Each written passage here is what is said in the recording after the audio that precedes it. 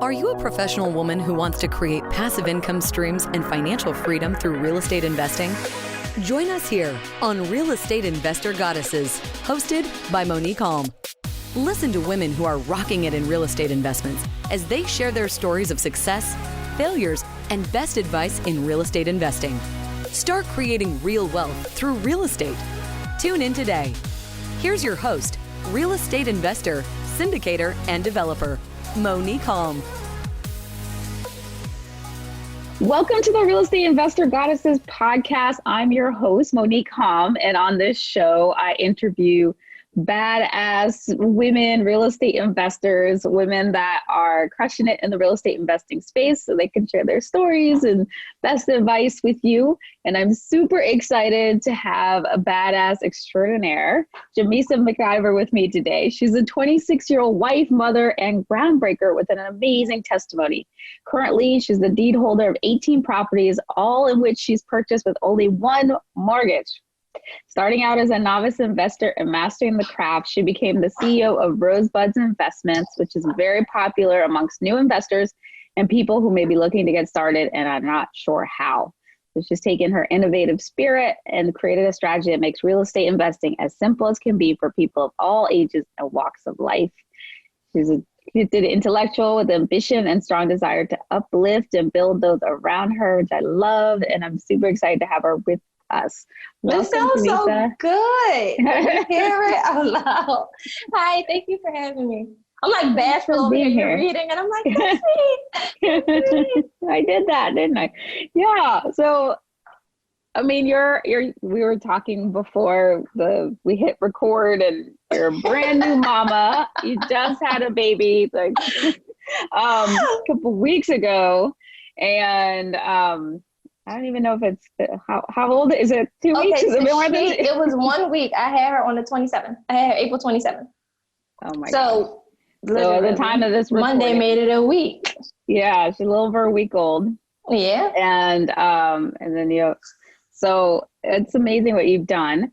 How did you get started in real estate investing? By accident. I was 19 years old, and my grandma, so I'm very responsible. I'll just throw that out there. And I have always been very responsible. I'm the eldest sibling of 10. Well, 9 or 10, something like that. I have a lot of little brothers and sisters, I'll say that. And a lot of us are stair steps, but like naturally, when you are the oldest, you step up. So you're the one that makes sure that everybody stays in their place. Hey, did you eat? Did you wash up? The TV's too loud. Like you kind of do that whole thing. So that's been in me for quite some time. Like it's like embedded in my DNA. So my grandma, she noticed that about me. Very, very responsible, like from a very, very young age.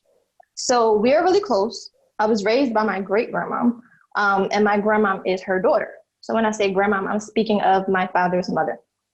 So I would take her like food shopping in my car. Cause like at 19, I had my driver's license. I'm telling you, like I was on it. So I would come from where I lived because I wasn't living at home. I would come take her food shopping, take her to doctor's appointments if she needed it. We were really, really close. You'll kind of pick up in the interview, I'm like a little old lady, very wise beyond my younger years. But one day she just said, hey, listen, if something was to happen to me, what would happen to the house? Very random question, and I did not have the answer to it, but I'm very inquisitive and I find answers. Like I am a way maker above all things. But at the time when she asked, it didn't really stick out to me why she was asking or, what she was even talking about. I didn't have the answer. So my simple answer is like nothing. The house would stay there. Obviously doesn't get up and walk away, right? But I'm like, I don't know. Really, I didn't have the answer. So she said to me, I want you to look after it. She said, I want you to be the landlord. I want this to be the family house. If something was to happen to me, could you take care of the house for me? Yes, of course. That's what I said. Obviously, right? It was like, yeah, why not? So she was actually serious about it. That was maybe a Sunday. And then the following weeks after that, she was like pestering me. Did you find out what we can do? So do I put your name on it? What do we do? Like she's asking me some crazy questions and I'm like, I don't know. But during my little search, I figured out that we could do what was called a dollar deed transfer, in which she just added me to her deed, right? So we signed this piece of paper, we got it notarized and pretty much set it to the side for it to collect dust. It really didn't mean much to me because she actually still lived there. Like this was her active residence. Like this is where she lived. And I want to say maybe A year and a few months after that, she passed away. And at that point, that's when it kind of became like super serious for me. Like at that moment, I realized what she meant when she said, could I look after the house for her? So how did you get started in real estate investing? It was literally an accident. I was 19 years old. I'm very, very close to my grandparents. My great-grandma raised me, and then my grandmom, which is my dad's mom, that's my great-grandmom's daughter. So I spent a lot of time with older people, her being one of them. Very, very responsible young lady. I've always been that just because I'm the eldest of about 10 siblings. So one day, because we had this thing where I would take her food shopping, like take her to the doctors, you know, just simple granddaughter, grandparent stuff. And one day while we were food shopping, or I might have been dropping her off at this point, she had asked me what would happen to her house if something was to happen to her. And I didn't know the answer to that because what type of question is that? First of all, what's happening to you? That was my first thought, like, huh? And the second thought is, it's a house. What happens to houses? They stay there. I don't know. I really didn't have knowledge on ownership or anything like that. So I didn't know like the basics. I just knew that this is how she lived there. At this point, my mind didn't go past the thought of renting because I had my own place at that time. I was renting. So I didn't know. But she made a request. She said that if anything happened to her, would I be willing to look after it? You're the most responsible person. I want this to be the family house. Let people stay here. They'll pay you rent. Like she gave me this whole little rundown. This is all we have. I just want to make sure it's okay. No problem. I can do that, right? I'm 19 years old, by the way. So yeah, grandma, cool. I'll be the landlord, whatever. But she actually meant it. She was serious. So the next few weeks after that, she was like pressuring me to figure out if I figured out how to do what she asked me to do. Hey, did you figure out how we do it? Well, how do we put it in your name? Well, what do we need? I was like, oh, she means it. Like she's actually asking me to do stuff. Okay. So I started to do research. I'm really, really good at that. I'm very inquisitive, very curious, and I like to learn. So somewhere along the lines of me Googling and talking to people, I figured out about a dollar deed transfer. At the time, it was literally me signing a piece of paper, and I went on the deed with her, and we set the paper off to the side to collect dust. That's all that happened. So again, still for me, it wasn't a real thing. But a year and a few months after that, she passed away. And that's kind of when everything came like full center for me. Because at that moment, I realized what she had asked me to do and what I actually agreed to do. Like, I was like, she meant it. If something happened to her, she wants me to take care of this house. So like at the time for me, signing the paper, okay, I did it. But I didn't really know what I was doing because she lived there. So everything pretty much remained the same. Me helping her pay bills and stuff, that's normal to me. But me being fully responsible for a house, that's not normal. Like she asked for money, I would give it to her. But then I didn't know what she did with it. I didn't know about paying taxes and stuff like, you know. So she passed away. And like I said, I'm the eldest of about 10 siblings. But then she also has children. My father being one of them. I have an aunt and I have 3 uncles. And they're all about twice my senior. It didn't work. Like dead on. I want to say she passed away. That same day they were like changing the locks on the property. The next day they were making arrangements for what they were going to do to the property. I'm grieving, like taking it all in, like grandma's no longer here. They're like, yeah, we're going to sell it. We're going to do this and we're going to do that. And my great grandma was like, hey, you probably want to tell them that that's your house and they can't do that. And I'm like, not right now. So I have to say it now. She's like, yeah, you might want to look what they're doing. Like you might want to speak up. I'm very small now. I was very small then.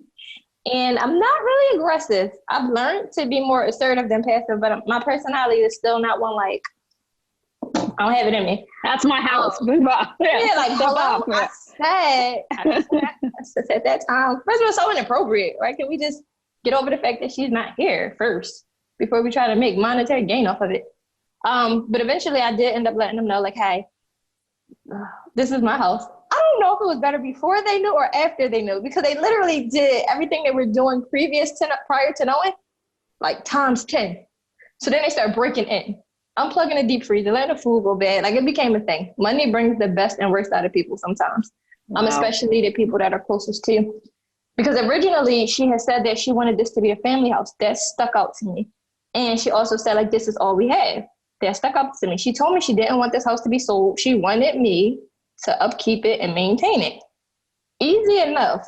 but not with the people that were involved. It was like she told me to do two different things. Maintain the house. I don't want people arguing. It was like impossible for the two to happen at the same time. So starting out, I said, hey, listen, let's fix it.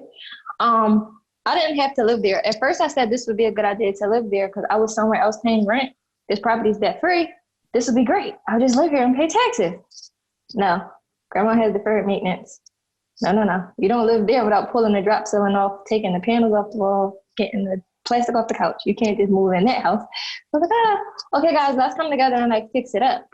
It didn't work out. Their intention was never to be a family for the greater good of anything. So I went on my own mission. And I think I started with Angie's List, if I'm not mistaken, and just some neighborhood contractors, right? So now I'm getting quotes. Well, how much would it be to remove this wall? Okay, so recessed lights, because this is what I have at my place. But then what would it cost to just make the lights go in the ceiling? You know, just asking certain questions. And it was a lot. It was way more than I could afford at the time being a cashier. It was a whole lot. And it was like the oddest thing. Every single person that walked through that door made me an offer to buy the house. Every person. I think one day, I won't lie, the mailman even asked, could he buy this? I can't make it up. Now, where is the house? It was in South Philadelphia. Okay. They call it Newbold or Point Breeze. It was in South Philadelphia. So when I say it, it's so funny just getting to relive it. But they were like, yeah, this is a whole lot of work. It's going to need a lot. It's way too much for you. Let me just buy it right now. I had this one contractor who was so serious. He wanted to write me a personal check on the spot. He's like, my checkbook is in the truck. Walk me out right now. I mean, it needs a lot. You won't get more than about 50, 60 for it, but like, I'll give it to you right now, cash. I'll write you this check. I remember I was a cashier, and I'm like, well, at ShopRite, we don't take personal checks. So maybe I shouldn't take a personal check either. Now, there was a neighbor right next door to my grandma on the right-hand side. It depends. If I'm standing directly in front of the house, he was on the left hand. But if you're coming down the right, whatever. Brand new guy. He lives there with his family. Really well shaved, 3-piece suit. He wears cufflinks. Why he's living next door to my grandma, didn't really question it. Really cool guy. He has a really nice house, 3-story. Few years before that, there was no house there. Then a few years before that, it was an abandoned house there. The way that his house looked, almost every other house on the block looked like that as well. So it was uniform. Everybody has 3-story rooftop deck going on. And the story is persistent with that block. Like, it was a point in time where everything was abandoned. And then there was a point in time where if you stood at the corner, it's hollow, with the exception of maybe 4 or 5 standing houses. My grandmom's being one of them. Not paying attention to what that means. Not paying attention to why that is so. He looked out for me when I wasn't there, though. So, like, when my family would come, he would give me a call, like, hey, they're back. What you want me to do? You want me to lock the property up? You want me to make sure this is fine? You want me to call the cops? They're, like, in there. Like, he would kind of look out for me. And one day, he said, hey, listen, have you thought about selling it? And that was something that I was, like, battling with internally because it was getting out of hand for me. It was something that I couldn't do. Like, I can't take care of it. You guys are making it extremely hard for me. I lived maybe 35, 40 minutes away. I'm not going to keep coming to babysit this house. But she said she didn't want me to sell it. So that was one of the things that I battled with. He said, listen, the guy that helped me buy my house, he told me his name, said he's a realtor. I'll give you his card. That was it. At this point, my neighbor pretty much was sick of my family making all that noise next door there. So he just paid $300,000 for this house. He's like, Jamisa. Without saying it, I knew where he was getting with it. So he given me the realtor's number. I gave him a call. I did not know much about real estate still, and I didn't know exactly what a real estate agent was outside of they buy and sell real estate. But I felt comfortable knowing that it was backed by a company. Like, I felt comfortable, okay, if something goes wrong, the guy didn't just write me a random personal check. There's contracts, there's other things involved that kind of put me at ease. So although I didn't know what I was doing, I felt comfortable with the guidance that I would receive from a professional. So I had given him a call. We had a meeting. We sat down at some type of coffee shop, and he sat down and he talked to me. He said, well, what do you want to do? Is it free and clear? He talked to me about what would happen. Okay, we'll do a title search on it. And then we'll put it on the market. He said, we're going to list it at 115 and then we'll see what happens. Now I'm just thinking about the other people who came with the 50, 60,000 offers. Like, you won't get much more than this. So when he said 115, I was like, is this guy serious? I don't know, but we'll see. He's a professional. Let's see what happens. It was maybe 5 or 6 days after the consumer notice and agreement to sell, all of that stuff. I mean, not the agreement to sell, the consumer notice and us listing it, that we were at a bidding war. From 115, we had hit 150. And I still, in my mind, didn't say, hey, why is there a bidding war? Why do people want this? Because I didn't even clean it out. I don't even think I got to that point. I didn't touch it. Her furniture was still there. I didn't touch it. I was like, 152, that's a far cry from the 50 that they said that was all I could get. So like maybe day 7, I was like, yeah, let's take the highest one. I didn't care if it was cash, financing, whatever. It ended up being a cash offer, which was good. But we ended up maxing out at the 152. And a week after that, I think we closed because it was debt free. She literally had no debt on the property at all. So it was a really smooth transition from table to bank. And I just remember selling the property for 152 and I getting this check from the title company and they gave me like this bottle of champagne. And I remember looking at it and like, I think I cried. That was the most money I've ever seen in my life. Now I'm almost 20 years old and I don't know what to do with the check. I'm like, do I take it to the bank? And I have the same bank to date. Back then, I was like the overdraft queen. I'm disputing. It's not me. No, I don't even eat Chick-fil-A. It's not me. Like, and now I'm about to walk in here with a $100,000 check. Like, well, how's that going to be? They're going to think I did something wrong. Like, this is really my mindset. It was so poor at the time. I remember taking it, and they were telling me what I needed to do. We would break it down in increments. You just start clearing it a little bit at a time. And at that point, I had made my mind up. Now, I didn't feel bad about selling grandma's house at the time. I really felt like I didn't have a choice. I'm going to be honest. I couldn't afford to upkeep it. I didn't want to live in it. And I wasn't going to pay. I wasn't going to pay for a place that I didn't live. Pretty much it was what it was. But I did make up my mind that it wouldn't have been in vain. And I made up my mind that I wouldn't. So can I like cut in a bit? Of course. And this is awesome, and all the trials and tribulations. So tell me, because I know you sold this house. Yes. How did you? And then I'm assuming that's what that you used was the seed to get to your 18 properties. So 20. I have 20 now. Okay, so tell us briefly, like, what did you do? How did you get that next one? And then what have you been doing since? So what happened after that was the realtor set me down with a financial advisor. Because he's scared for me. That's a lot of money. What are you going to do? We sit down with the financial advisor. He says, hey, we could put it on a Roth IRA, 503, something like a college fund, just a bunch of stuff. And I was like, no. You tell me to give you all my money and go back to work? No, I'm not going to do that. And then after that, the realtor kind of noticed like what path I was on. They said, well, like, what are you going to do with all that money? I said, I'm going to buy houses.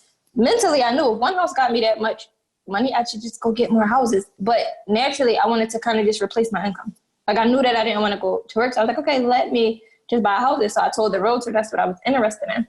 And he introduced me to an investor. So now this is my first time making a distinction between agent and investor. So I'm like, okay, these two different type of people. Sat down with the guy. The guy's like, yes, I have some houses for sale. I heard you were interested in buying them. We're sitting down talking, very informal. I think we met at like a restaurant or something. And we were talking about it. And he's like, so what's your budget? Me being me, I just like told him the truth. Yeah, I have $150,000. So he's like, how? And I was really honest. I told him the truth. Hey, this is what happened. My grandma had a house. I sold it. He said, you sold it where? So I say, South Philly. He said, you sold it for 152? I said, yeah. He's like, you could have sold it for 300,000. Why'd you do that? I was like, well, that's what he told me to do. Like this. Did I do something wrong? Like, I'm like, uh-oh. So then he goes into this spiel about equity and how it's free and clear and how I could have did a hard money loan or a purchase and rehab loan and just all of these things that I didn't know. And I was like, okay. So at that point, I'm like really, really interested in it. Yeah. But he had houses for sale in a nutshell because he was in a hard money situation where he was in the middle of a project, ran out of capital. So he had to sell off some of his stuff. So he's in the middle of playing Monopoly and I jumped on the board with him. Okay, so I need houses. What are we going to do? That day, we went to go see 2 or 3 of them. One of them had a tenant, so I immediately inherited some income, passive income on the spot. So that was my first one that I got. Then he sold me another one, which was horrible to the eye. I'll call it the tree house. It was $6,500. That's what I had purchased it for. He originally asked for $12,000. I was like, nah. It was $6,500. He had purchased it for $2,500 though.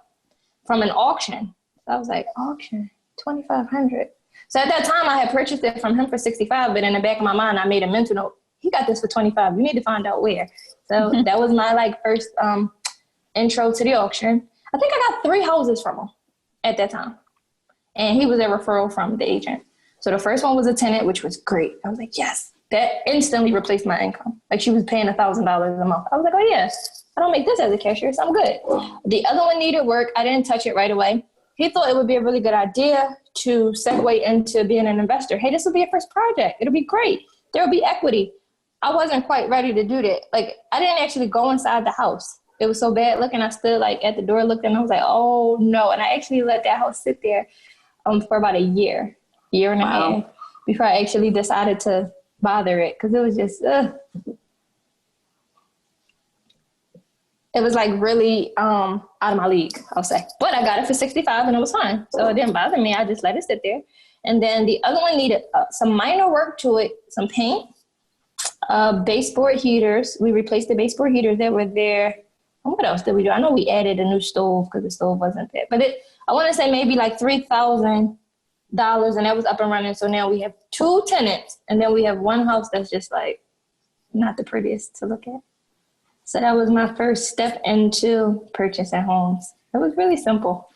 And now are you doing you're doing auctions, buying houses from auctions? So yes and no. This is the thing. When I first went to an auction, I was like baffled by the nature of how it worked. The properties were starting at $1,500.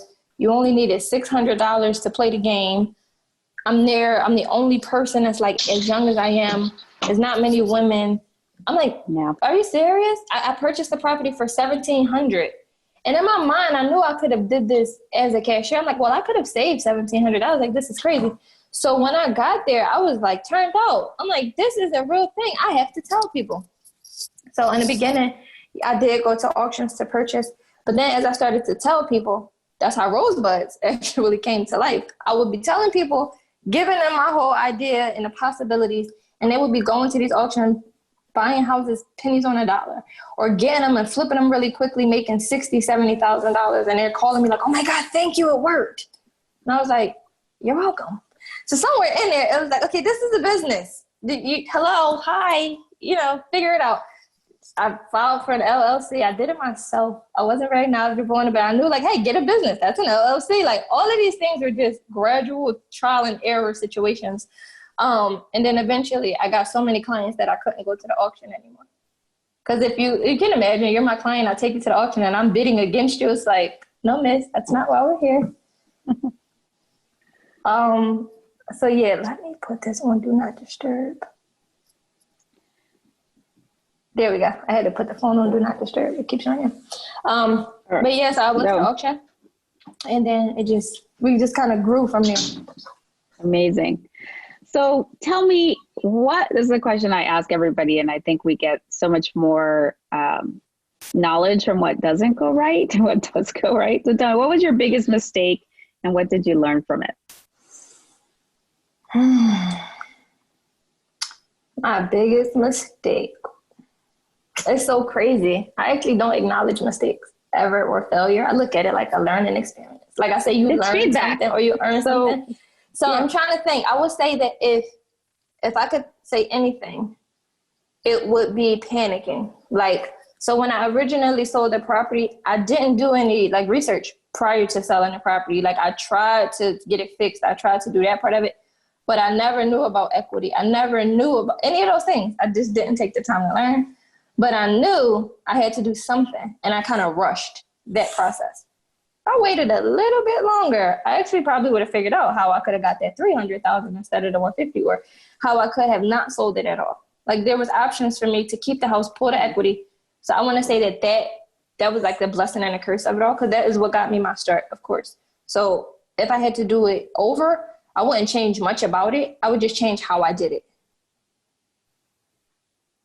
So I want to say that's it. Yeah. Beautiful. And what are you most proud of? My ability to be very optimistic and to persevere. Some people are very discouraged. It's a total mindset thing. So before wealth, before like the millions, before equity, before all of those things, my mind was set on winning. Growth, prosperity, progression, always. No matter what I was doing, it was always a step up from whatever I had done prior. So just to not really have many role models. Like I said, I'm the leader. And I was young. I was 19. Then I turned 20. But now I'm 26. But it has always been me that kind of guided myself. Like I was the one to seek knowledge. I was the one to network and meet new people. Coming from my household, like I'm the first millionaire of my family. I'm the first not the first homeowner because my grandma was a homeowner. But like I'm the first entrepreneur. And actually that does invest in. I was able to change generations. Obviously, I'm a mom. But I remember telling about my great-grandma in the beginning. Well, I was able to retire her. So I was able to reach back. Because legacy is not just about who comes after you. I believe it's about who came before you as well. Because they're not here anymore. So it's my job to keep the bloodline and the lineage alive and actually make them proud of something, like stand for something. This is your family. This is your last name. So I want to say I'm just like most proud of, keep going. I didn't really know much, but I didn't let that stop me. I know people who would have been like 152 and I could have sold it for 3. Oh, this is not for me. I was just like, okay, so where's the rest? And I was able to make that 250 relatively quickly after I lost it, just with educating myself. So I'm really proud of myself for that. Most people, they don't do it. So what advice do you have for a woman who's just starting out in this field? For a woman who is just starting out in this field, I would say just start. You're never going to know everything about the field, ever. Some people want to master what they, want to get into. I feel like you should get into what you want to master because experience is the best teacher. Like you can read a ton of books. You can listen to a ton of podcasts. No two deals are the same. They can be very, very similar, but no two deals are ever going to be identical. So I just want people to get into the habit. Like, hey, if you're a woman and this is something that you want to do, just start from wherever you are. Be prepared to make mistakes, but do what they say in terms of, I think that the term is fail forward. Don't be afraid to make a mistake because that's the only way that you're actually going to learn. It's just like everybody makes mistakes. I mean, I still do them now, even at my level, but it's just about how you view your mistakes. What do you take from them? Okay. And do you get something that's valuable enough to help you progress the next go around? Yeah. What do you wish you'd known at the beginning that you now know? Equity, the word equity. I wish I knew about the word equity. I wish that I would have known, let me see, what would I have, I'm trying to think, what else would I have done just a tad bit different? That we could fix the house. So I want to just say equity, that whole Burr method. If I would have known about equity and the Burr method, things would have been just slightly different. It wouldn't have been much different because I'm not like in a bad spot, but it would have been a little. You would have been a bit further ahead now. Yes. Before we get into our famed end of show Trinity, how can people reach you to find out more about you and what you do? Rosebud's Investments. So that's everywhere because my grandma's name was Rose. So I created the company after her. So both words are plural. Rosebuds has an S at the end. Investments has the S at the end as well. The website is www.rosebudsinvestments.com. Instagram is at Rosebuds Investments. Facebook is Rosebuds Investments too. Okay. Even the number, beautiful. It's a 267-419 Rose. Oh, that's great. Beautiful. So now it's time for our Trinity, which is the brag, gratitude, and desire. What is one thing you are celebrating right now? What's your brag? That the world is going through a lot of crazy stuff. Everybody's in a panic about the market crashing. And I am completely under leveraged. My debt to income ratio is like 8%. I have one mortgage out of 20 houses and I'm so happy that I'm okay. Because people are like, you can't take advice from somebody who didn't survive the crash. And the crash sounds really scary because like a crash, my God, a bubble, what happened? But what people fail to realize is the only people who are really at risk are the people who are over leveraged. We don't owe anybody. I mean, you have some pieces that you could potentially move around the board and still be okay. Like I could sell it. I'm not going to be underwater. So I just feel good that I went in the way that I did. Most people told me not to. You're going to be house rich and cash poor. And that happened to me so many times. But in my mind, I was never fully comfortable with the idea of leveraging. Like I didn't like it. And I'm so like proud of myself for following my gut instinct.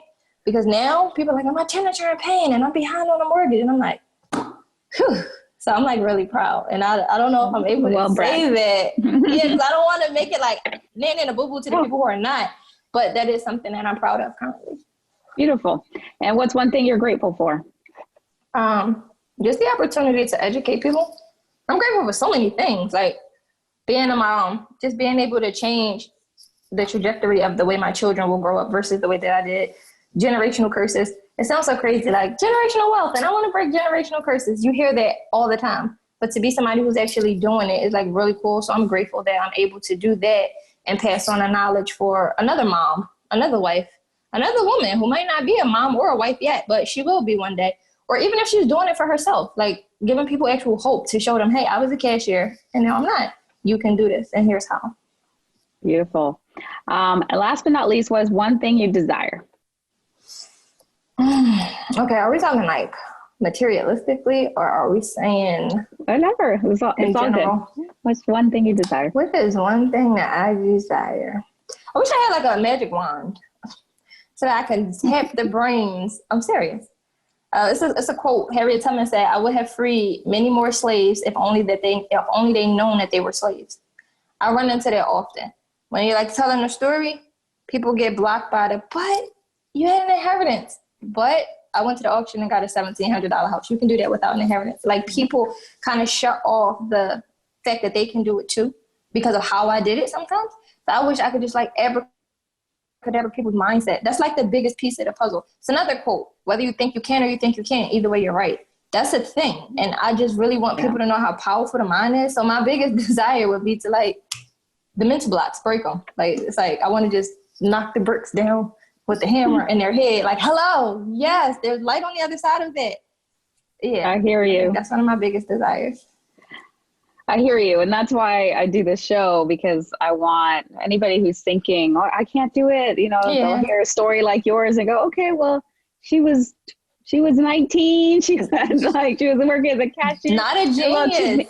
Then she's become a millionaire, you know, and so that's anybody can do it. Anybody can do it. Thank you so much for sharing your story and your wisdom. That was great. If you want to connect with Jamisa, go to Rosebud's Investments. So S's at the end of both those words. .com or Rosebud's Investments on all social media. You can find me at reigoddesses.com and at reigoddesses on social. And definitely check us out. You can join our investor club there to find out about past investing opportunities, and join us in our Facebook group where we have thousands of women from all over the country and the world. We're in 20 countries now, so that are like crushing it in real estate and supporting one another. So come join our sisterhood.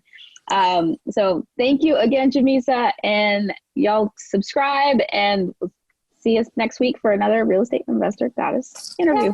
Bye-bye. Are you a professional woman who wants to create passive income streams and financial freedom through real estate investing? Join us here on Real Estate Investor Goddesses, hosted by Monick Halm. Listen to women who are rocking it in real estate investments as they share their stories of success, failures, and best advice in real estate investing. Start creating real wealth through real estate. Tune in today. Here's your host, real estate investor, syndicator, and developer, Monick Halm.